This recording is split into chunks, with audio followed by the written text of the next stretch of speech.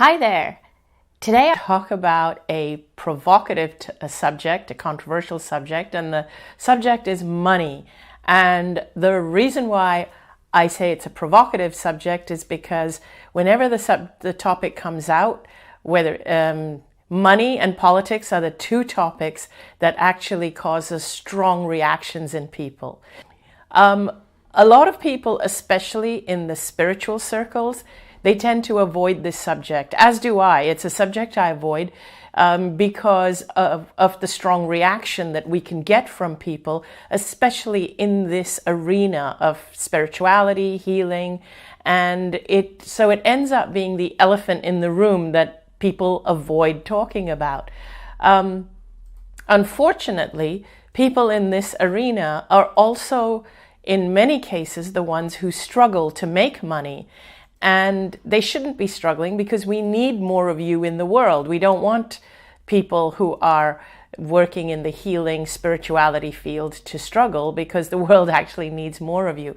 But from the letters I receive from people who have watched my videos and listened to my podcasts or radio shows, or who've read my books, the letters I receive, many of you say that you are finding your purpose, and you know that your purpose is something more than just working at a job, but you struggle financially. You want to be a healer, you want to be a teacher, you want to do these things, but you are struggling financially. And so that's what I want to talk about today, and I want to address that. And I just want to say hi to a couple of you who've posted. Hi, Shaf Garcia. It's always so lovely to see you, and I look forward to seeing you in Bristol in a couple of months. Hi, Roz. Love you bunches right back. Roz is my wonderful, intrepid assistant who's always so supportive and always there for me. So thank you, Roz. And Carly Small. Hi, Carly. It's so wonderful to see all of you on a Sunday tuning in live. Thank you. And here I am. It's like I started late today. It's 12:09 Pacific. And here I am with my unicorn tea mug, which in fact, the other beautiful person who supports me, Milena Joy Morris, she gifted me this mug, this unicorn mug. And I love it. So thank you, Milena. And if you're watching from somewhere today, hi. So anyway, Kristen Magdavis, hi from Denmark. Oh, thank you for tuning in all the way from Denmark. It's always really wonderful to have people tuning in from all over the world. And Mamiko Ogura, hi Mamiko. I finally got on your live show. Yay, I'm so happy you did. Mamiko, I think you've been helping us with some translations and things into Japanese. Thank you, Mamiko. And we have Petra from Croatia. Thanks, guys. So, the subject of money. Yes, Barbara Clark. I love the unicorn. Yes, so do I. I love unicorns generally. So, Barbara, you and I are kindred souls. So, I want to share a couple of stories from my own life to really share with you, and I think you will relate to them, to really get to the heart of the matter of why and how I think people, especially empaths, struggle with money. One of the patterns I've noticed is that empaths are the ones who are struggling most with money, and the reason is because empaths are the ones who are most attracted to work like healing work and spiritual work and spiritual teaching. They are most attracted to that kind of work, and they are also the ones who are struggling with money because there is an innate belief that we shouldn't be charging for that kind of work. That's number one. And the second thing is because empaths love to help people, they attract a lot of people who need their help, but who may not be able to pay them. And empaths have trouble saying no. So empaths end up becoming snowed under with work and projects and things to do, but struggle with making money or being rewarded for the work they do. So when I, shortly after I had my own near-death experience, and I was actually starting to live my life again. So for those of you who don't know my backstory, but I'm assuming most of you do, I had end-stage cancer, and I had cancer for 4 years, and I wasn't working during that time. And finally, when I had the NDE, the cancer healed. The NDE being the near-death experience, which was my experience on the other side. By the way, all of which I speak about in my book, Dying to Be Me, which is on special at the moment. So if you haven't read it, please read it, because in that I share a lot of my insights from the other side. Now, so when I came back from the other side, I couldn't go back to a job that just paid money for the sake of money. My life felt like I had a much bigger purpose. I felt like there was a reason I had come back. And my reason was to help people in some way. And I knew that all I had to do was be myself, be authentic, be myself, and to be myself fearlessly, because that's what my dad said, who I encountered on the other side. My deceased father said to me, all you have to do is live your life fearlessly and be yourself. Those are the two main things he said. Be yourself and live your life fearlessly, and your purpose will unfold. So as I started to do that after I came back, both Danny was as affected by what happened to me as I was, and he had lost his job while I was sick because we both thought I was dying, and he stopped going into work. So now we were both starting afresh. We both didn't have work, and we wanted to do something meaningful. In the interim, I started sharing my story online, and I started helping people online. And I was invited to speak at a few medical conferences and things, but those medical conferences in the beginning were pretty good, but after a while I didn't enjoy that so much because everything was towards a more medical slant, and I wasn't able to express myself in the way I wanted to, which is how important it is to love yourself, value yourself, find your purpose, and all these things. So I started sharing in this way online. So online, I was telling people about how important it was to love yourself. And I had many people on forums and writing me emails as well as comments on forums who were asking me to help them because they were struggling. This was nothing to do with money at that time. It was struggling with finding their purpose and struggling with disease and illness. And so I was like sharing my take on everything I learned on the other side. And I started to feel that, hey, this really feels like it's my purpose. And by the way, Corinne Roquet, thank you for your question. Question popped up, were you paid for medical conferences? The answer is no. At that point, I wasn't being paid for anything that I was doing. So I was just sharing from my passion, and the doctors who were inviting me just wanted me to share because they said it would help the medical doctors and the universities and the patients, but I wasn't getting paid anything. So anyway, I started contributing online to an online forum, and I was attracting a lot of questions from people, and I was answering all their questions.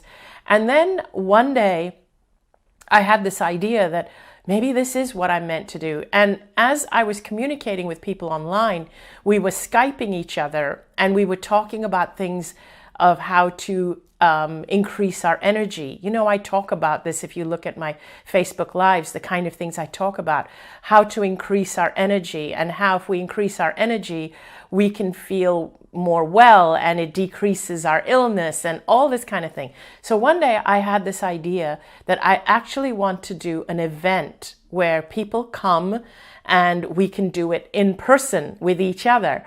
And so I went to a holistic healing center. This is where in the country where I lived at the time, which was Hong Kong.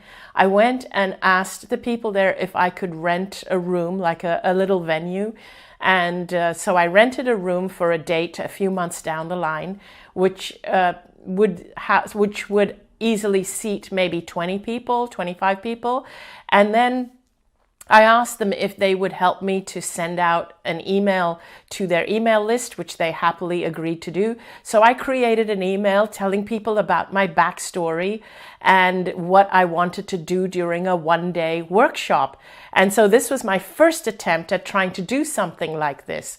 And I created this email saying, and this is what I hoped to achieve. And it was just a modest little event.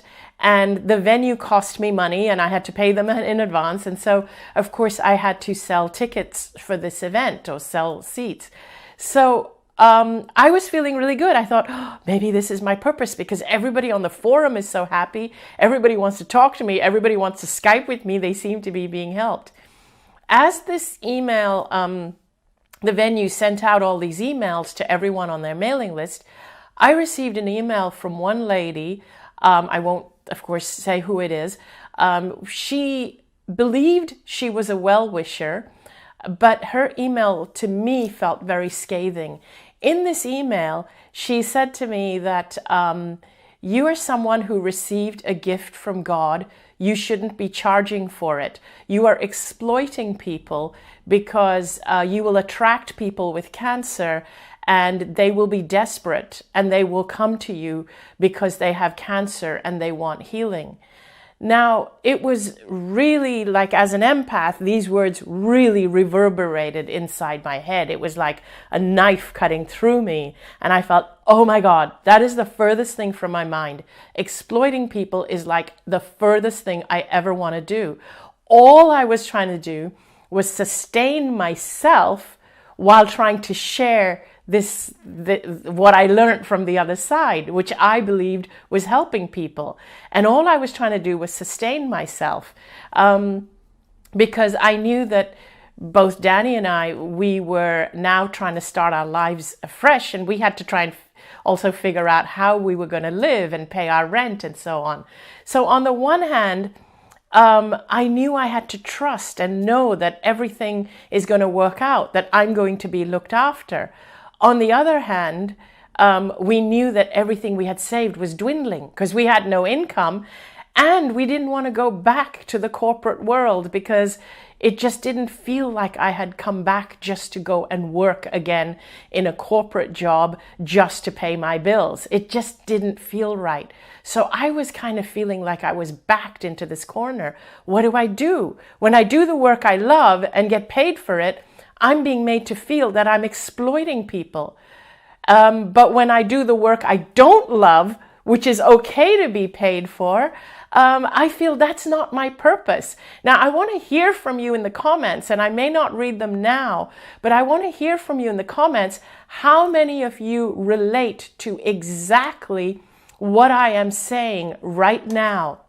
The fact that I want to do the work that I love, but I feel I'm being made to feel that I'm exploiting people if I get paid to do it. And I don't feel that I am here just to go to a soulless corporate job where it's okay to get paid. It's totally accepted to get paid, but it means I'm just going to a job just for the sake of getting paid to pay my bills. And so, and I felt my purpose was much bigger than that, as I feel is your purpose, by the way. This is not just about me. This is about you as well. Your purpose is much bigger than just to go to a job to get paid to pay the bills. So I would love to hear from you, and I'll read them back later. How many of you relate to what I just said? So a couple of things I want to say here before I go on. Thank you. I hear from Denise that she totally relates. Yes, because this is the letter that I get. Jill Hammeron, totally relate. This is the letter that most people write to me. How can I sustain myself? Leela Bird, I relate. Thank you. Yes, that is exactly where I was. So, here's the interesting thing, Lisa Zager, yes. So the interesting thing is the lady who wrote that to me, she was writing it from a place of where she believed she was a well-wisher. She said, I just want the best for you. I hope you take it in the spirit I mean it. What's interesting, and I'm not judging her for this, she was a high-flying corporate lawyer who earned hundreds of dollars for every hour of her time. And she lived in a beautiful home, in a beautiful mansion, whereas Danny and I were literally living from month to month, spending our time just helping people online and not getting paid for it. So that's so I wanted to put that into proportion. And I don't judge her for what she does or how much money she makes. I think it's fantastic. My point is, I felt judged, and I didn't see it at the time, but we have developed a culture that has really whacked out priorities where it is totally okay to work for the sake of making money and to have no other purpose except to make money. And in fact, it's totally okay in a corporate field that's soulless, where you work just for money. And in fact, you're admired for more money you make.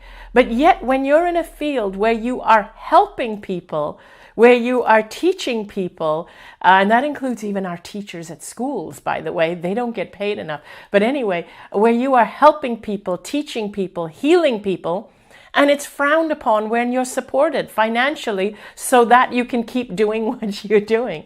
So anyway, that was the dichotomy that I was facing. So as a result of that email and me feeling that, oh my God, I don't want to ever be perceived as exploiting people, because that's the furthest thing from my mind, I started to look for a part-time corporate job. And speaking of exploiting people who are vulnerable and who have cancer, the thing that occurs to me as I speak is that very often I feel that our medical paradigm, our drug companies actually exploit us and make us take protocols or follow protocols that are damaging to our bodies just because we fear the disease or the illness that the medical community has labeled as being serious. And whereas I was actually trying to alleviate people from their fear, I was working with people who were sick and alleviating their fear, and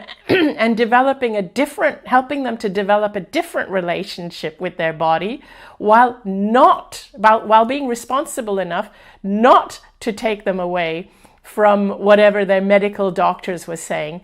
And yet it was being pointed out to me that I could be exploiting people because they were being desperate. So again, how whacked out is that in our current belief system?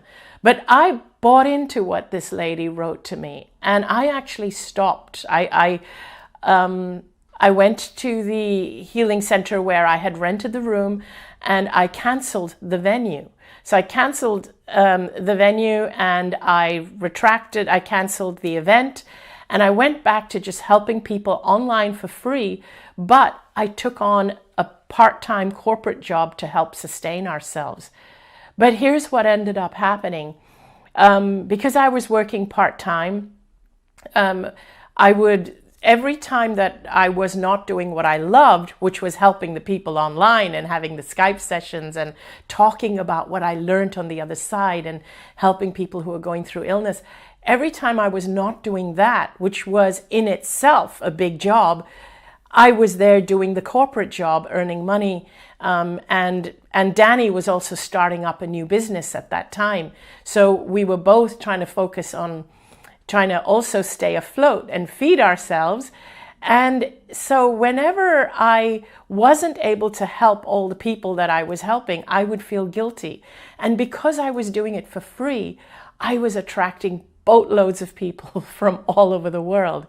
What ended up happening was I started to become really burnt out, because either I was trying to help these boatloads of people online, or I was working the corporate job trying to earn money just to stay afloat. So in other words, the corporate job was funding me to do what I really loved to do. And that is a crazy way to live. And I became totally burnt out. And before I go on, I just want to read this comment from Debbie Rittner. Debbie says, "The well-wisher sounds like a woman being hostile to another woman. She was projecting her insecurities onto you."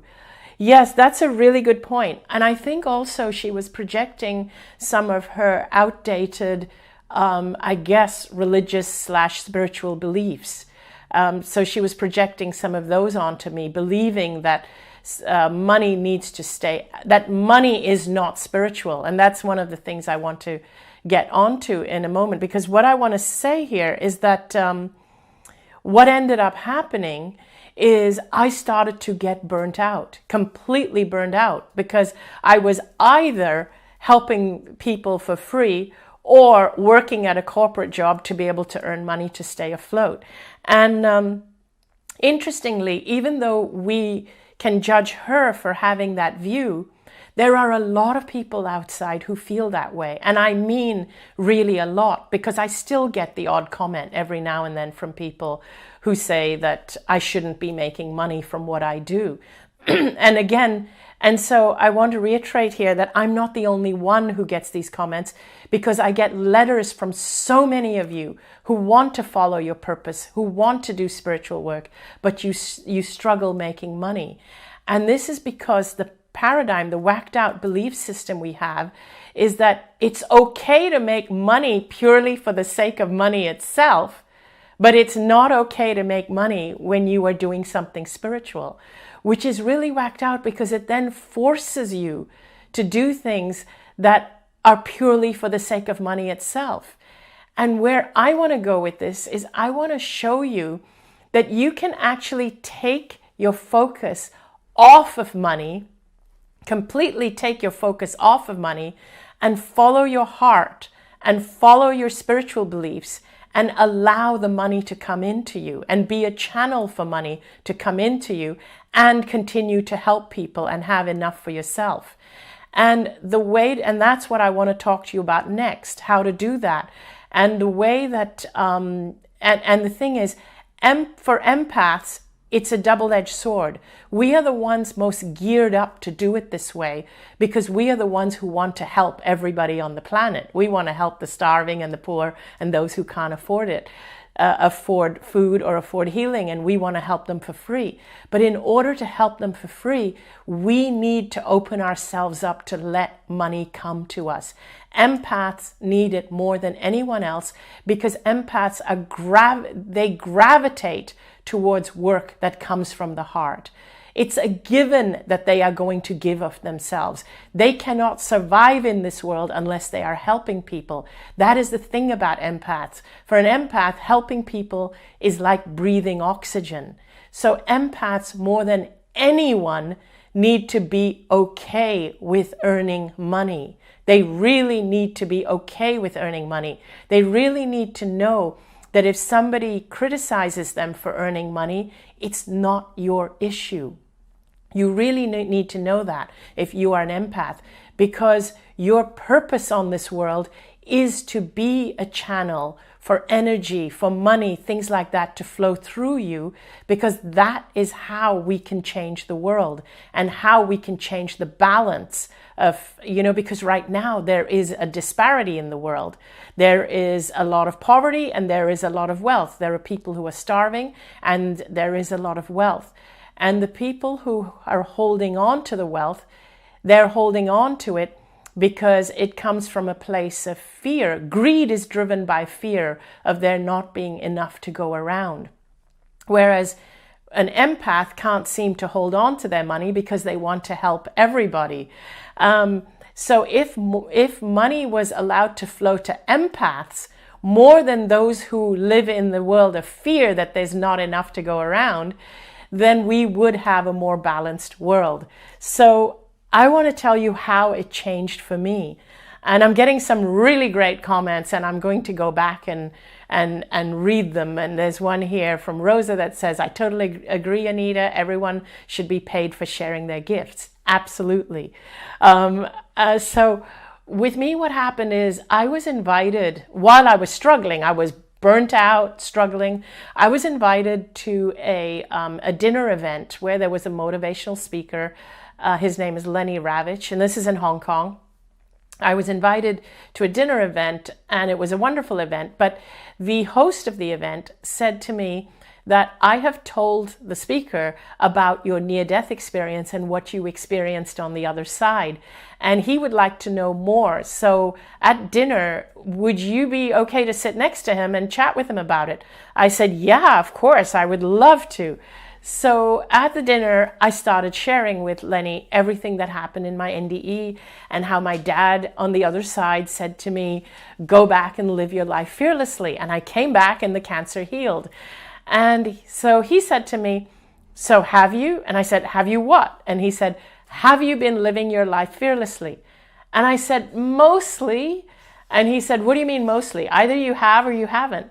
And I said, well, one area that's really got me stuck, and that's the area of finances. I can't seem to be getting that together. I'm struggling with finances. I want to just follow my purpose. I want to just trust everything. But we're really just living month to month, and I don't know how I'm going to pay the bills unless I take on a corporate job. But I feel I came back for a bigger purpose. So here's me telling him that. And then he actually says to me, your dad said to you to live your life fearlessly. And your dad said that you just trust. All you have to do is be yourself. Your cancer healed after you came back. I can't believe that you are allowing finances to bring that fear out again. I can't believe that you let that woman who wrote to you make you feel fearful and guilty. And this is what he said. He goes, fear and guilt were the two things that gave you cancer in the first place. That woman is from that very paradigm that you broke away from when you had the near-death experience. Being yourself means breaking away from that paradigm that we all live in, this world with the whacked out beliefs about money, the whacked out beliefs about spirituality. Everything is all wrong. You are letting yourself go back to that. You can't do that. And that was when I was like, oh my God, yes, this is how it happens. This is why people who have incredible spiritual experiences find it so hard to stay in that experience. Because we live in a paradigm where the dominant belief goes completely counter to what we learn on the other side. And I realized, oh my God, I have to be a lot stronger than I thought in living in that state, that near-death experience state. My dad never let me down. The cancer completely healed. All I have to do is continue to trust and not let people take me back to that old way of thinking. And there's going to be many, as I follow my path, as I keep being who I am, there's going to be many that's going to try and knock me down. And that was just, it was just a big awakening for me. So the next thing I did was, there was this friend of mine, her name was Sunitha. And believe me, some time had passed now between the time I had canceled that event. So my friend who owns another friend who owns a healing center had been inviting me to come and speak for some time. And she had been saying that I have people here who will pay to come and see you. Why don't you just accept it? Why don't you just accept it? And I said, no, I can't do that. I don't want people to think I'm exploiting them. Now, and she'd been trying to convince me for about a year. Now I went back to her and I said, Sunitha, I'm going to take up on your offer. I am going to go to your healing center. See, something had opened up in me. And here's one of the things that opened up in me. My purpose and what I was doing was far greater in value than any money. And when I say far greater in value, in that if I stop thinking of money as being important, me just sustaining myself to get that message out there was the most important thing. If I let myself drown in what was happening, I would have had to stop doing what I was doing and just go back to the corporate world. And this is the case for so many of you who have healing gifts and teaching gifts. The world is deprived of who you are when you don't allow yourself to sustain yourself from this gift. So Sunitha invites me, I go there, and she puts out a flyer. 60, 70 people come. All of them pay for tickets. And I'm getting paid an amount which for me at that time was like, wow, just to speak for 2-3 hours to these people, I get this? Wow. It felt amazing. So then I'm there, I'm speaking to them, and I realized, oh my God, this is what I'm meant to be doing.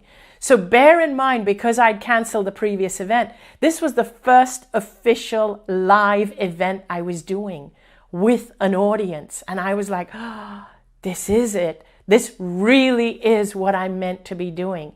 And when I got that deja vu feeling from my near-death experience, follow your heart, just share your gift, be authentic, be who you are, and take whatever gifts the universe gives you. That's when, you won't believe it, literally the very next day after delivering that event, I got a letter from Hay House saying Wayne Dyer discovered my story on the internet and wants me to write a book which Hay House will publish. And I cried when I saw that. I thought, oh my God, this is the confirmation. This is the confirmation that this is what I'm meant to be doing. And Wayne Dyer then flew me to Pasadena. I was living in Hong Kong. I mean, that was such a thrill. He had me stand in front of an audience of 3,000 people. And I was so scared. I was so nervous. And Wayne said to me, go on, share your story. And I was like shaking. And he said, are you scared? And I said, yes. And he said, you've been dead and back. What have you got to be scared about? And I actually said to him, it's scarier standing up on stage in front of 3,000 people than it is being dead, which is actually the truth to an extent. But the rest is history. Since that day, the rest is history. And my life has just unfolded in many, many ways. And this is why my message to empaths is, please open up to what the world gives you. Please open yourself up. Empaths are really good at giving. They are terrible at receiving. Please be open to receiving, because the world needs you to receive, because empaths are like the channels for this world, for this paradigm, for this universe. Empaths are the ones who receive and give. In fact, you give more than you receive, and then you become drained, and then you become sick, which is what happened to me. We can't have that. We need you to learn to receive so that you can be supported. I always tell empaths to receive, and I always tell people, please support your empaths. Don't get angry at them for making money. Don't judge them for making money. Because here's the thing. We're living in a world where we turn a blind eye to mega big corporates who operate on greed, who even employ sweatshops, who hire advertisers to convince you you need their product when you don't. And we turn a blind eye to all of that because we have allowed this in our paradigm. That's what our paradigm is filled with. And then we judge our little healers and teachers and little one-man businesses that are trying to make ends meet so that they can go out and do what they do. So that is a pretty whacked out belief. I have created just a few bullet points just to help you. So if you are an empath who is struggling right now, I'm just going to read out a few bullet points I've created to help you to get from where you are now to where you want to be. So that's what I want to do. And the other thing I just want to say is, one of the things that people sometimes say or write is that it's all very well, everything you say, but how does it help the poor, starving people, like half the world or a part of the world or a percentage of our world are poor and starving, and everything you say doesn't help them? How can the money reach them? So here's the thing. The reason why there are poor and starving people, the reason why we are in a paradigm that is so unequal, is because many of those countries that have the poor and starving people are run by governments and corporates who hoard money and corrupt people who don't allow the money to go where it's most needed. But the more empaths that make money and the more empaths that take on leadership positions, the more balance we will start to see in the world. So basically, only when more empaths start to earn money and take positions of power will we see more financial equality in the world. Because empaths feel guilty if they live well while others are going hungry. They're the ones most likely to bring balance to the disparity that currently exists in our world. If only empaths had the courage to step into their power instead of relinquishing the powers to others, Only then will we really start to see equality in the world. So I developed 6 points that, yes, thank you. Michelle Lerner Myers says, I am an empath and so tired of financial problems. It's exhausting. I know how you feel. I've been there. It is really exhausting. So I want you to allow yourself to receive. And these are the 6 points I've developed. Number 1, recognize that you are an empath. And I'm going to post these later so you can see them. So number 1, recognize that you are an empath and that you have these tendencies.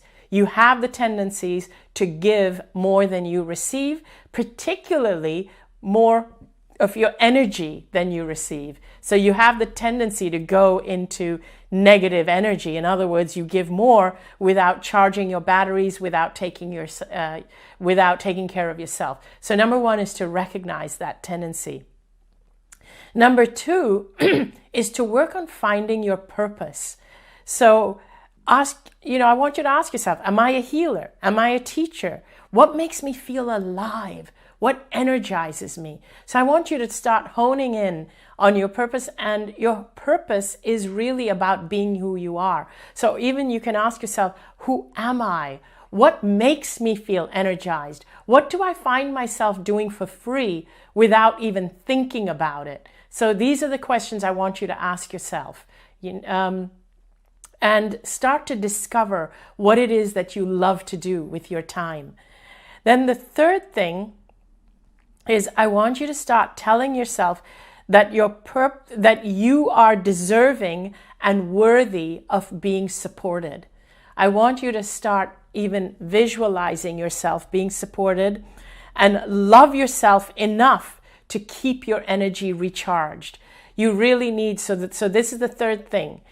To know that you are worthy and deserving of being supported, and to love yourself enough to do things that keeps your energy recharged, whatever that may be. And remember, I told you last week in last week's video that what you see, your physical body, is only 20% of who you are. Your body is like the tip of an iceberg. There's still a whole huge part of you that you can't see, which is on the other side. It's beyond our 5 senses. Your intuition, your 6th sense, is actually the bigger part of you. So taking care of yourself and loving yourself means acknowledging that whole you, and that 80% of you might have a purpose that's bigger than the 20% of you that you can see. So take care of all of you. Energize that 80% of you. Listen to it. Listen to your intuition. Love yourself enough to trust it. Trust your intuition more than some letter you get from someone telling you that you're exploiting people. I'm sorry. So that's number 3. Loving yourself and loving all yourself, including the 80% that you can't see. Number 4, and this is an important one, know that there is an unlimited amount of money on this planet. It may not seem that way, but because you've been buying into a belief that money is finite, and so you have to work hard to get it, or that you have to get things before everyone else does, and so you learn to compete, and it makes you fear not having enough money. That's what drives the corporates to fear not having enough money, and that's what drives greed. This whole fear that there isn't enough to go around. For empaths, it makes you feel guilty when you have money because you think there isn't enough to go around. You think that if I have money and if I'm living well and someone isn't, I'd better not do that. I feel guilty.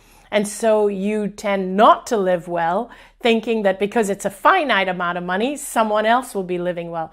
But actually, if only you knew, there is actually an infinite amount of money.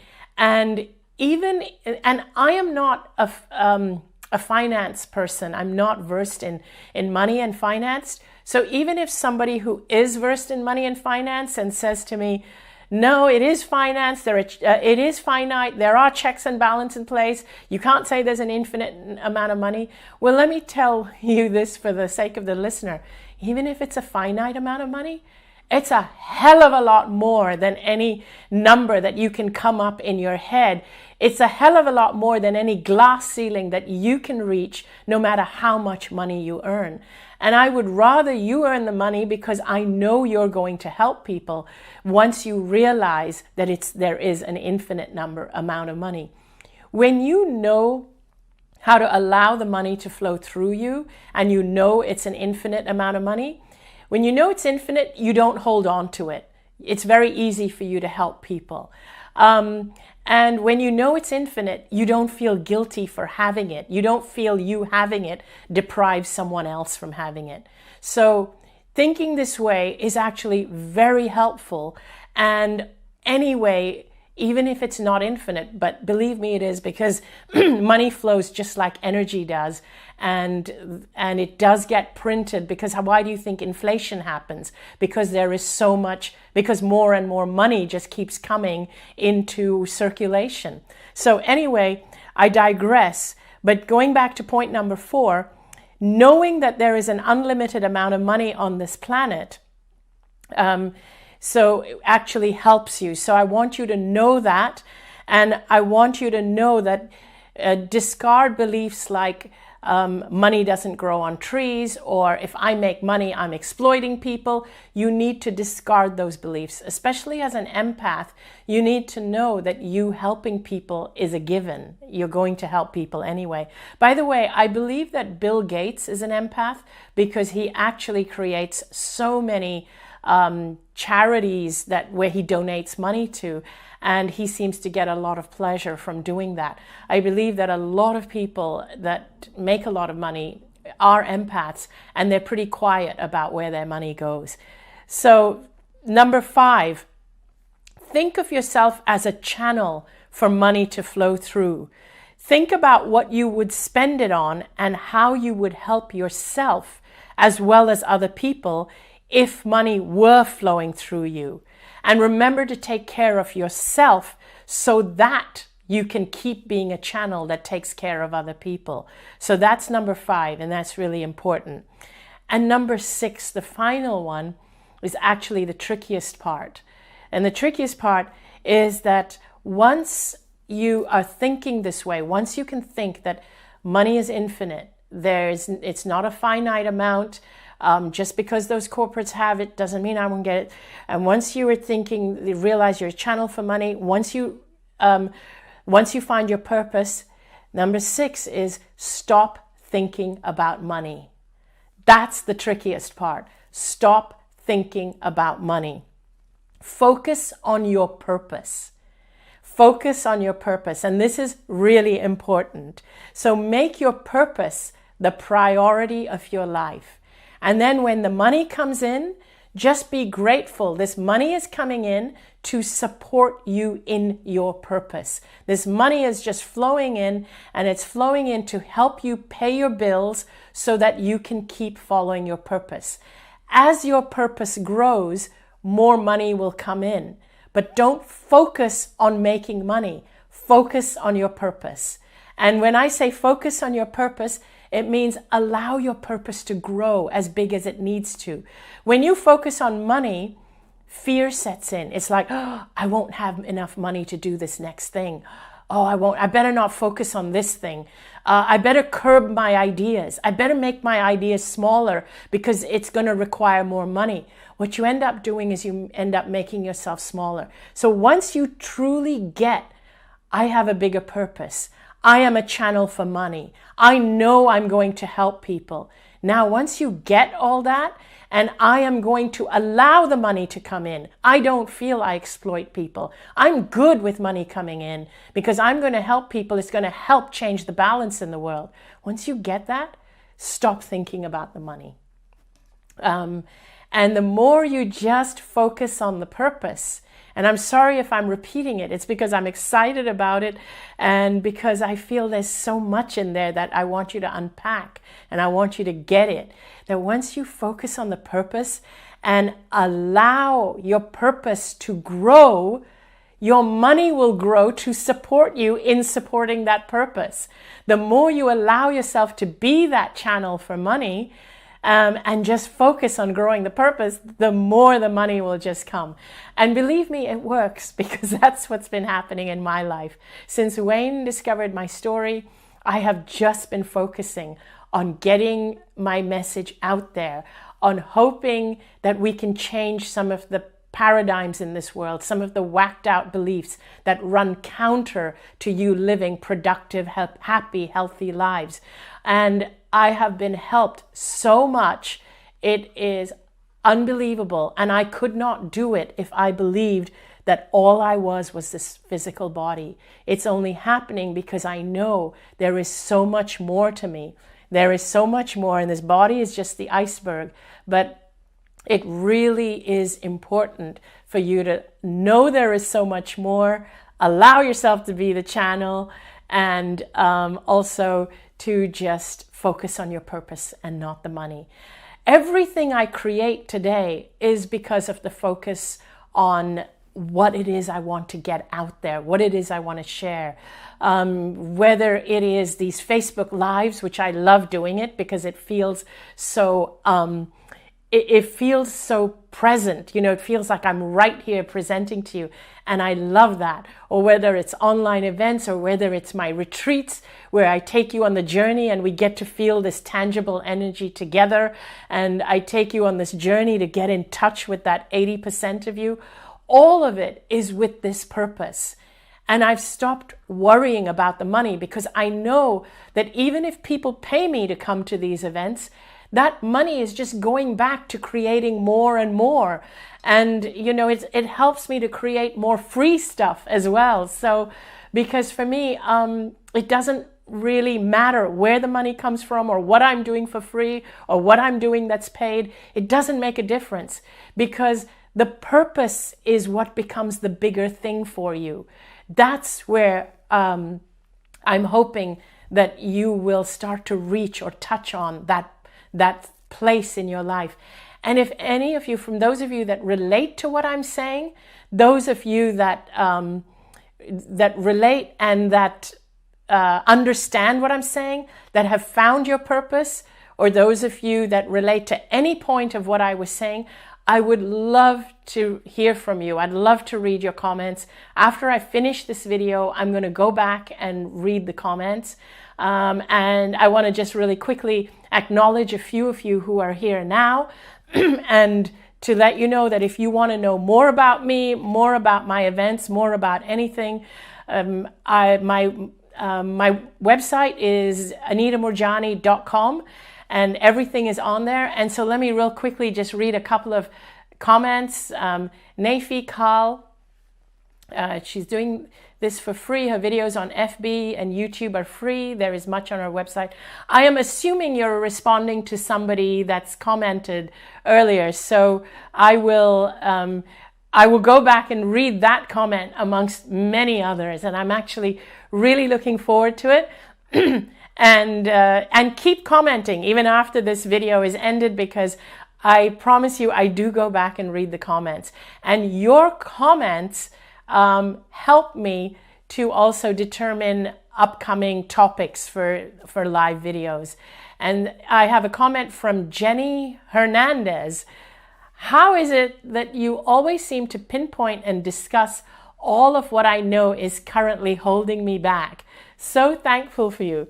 Oh, thank you for that. And I love hearing that, because it is interesting how many people say that to me. So I want to say that money is a topic that is, as I said, the elephant in the room. It's a topic that I often feel uncomfortable talking about, because I know that even whenever I bring it up, whenever I do it, even with the intention of helping people who are struggling to make money, invariably there will be one or two comments of people that will say that you should be doing your events for free. I would if I could. I promise you I would if I could.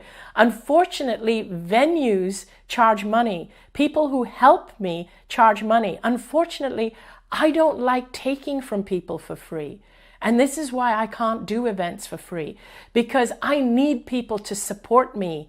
and they turn up and the money shows up to pay them. The money shows up. People who have money show up at these events, and they show up so that I can continue to also do free stuff. All I really care about is just continuing to do what I do. And I know that probably this topic that I've talked about, Danny is signaling to me that it's had one of the highest viewerships that I've ever had for any video live. So it does mean it's a subject that needs to be brought out into the open. It really does. And if people feel that these events should be free, then I do believe that people who head up corporations who have a lot of money should fund these events so that they can be free for those who can't afford them. So yeah, I'm very happy for the events to be free. But at the moment, we live in a world where our relationship with money is so entrenched that if you don't have money, you can't even buy food to put on the table. At the same time, we have corporates who put money over and above everything else, including the air that we breathe. So where we have this kind of dichotomy, this paradigm where we have polar opposites. And by the way, I will be writing about this, or I have already written about this, what I'm speaking to you about, in my new book, Sensitive is the New Strong, which is still like a good 10, 11 months away from being released. But it does go into more detail about the new paradigm that we could create if we recognized that empathy and sensitivity is a strength. So anyway, I leave you with those thoughts. And again, very happy to read your comments. Thank you, everybody. Bye.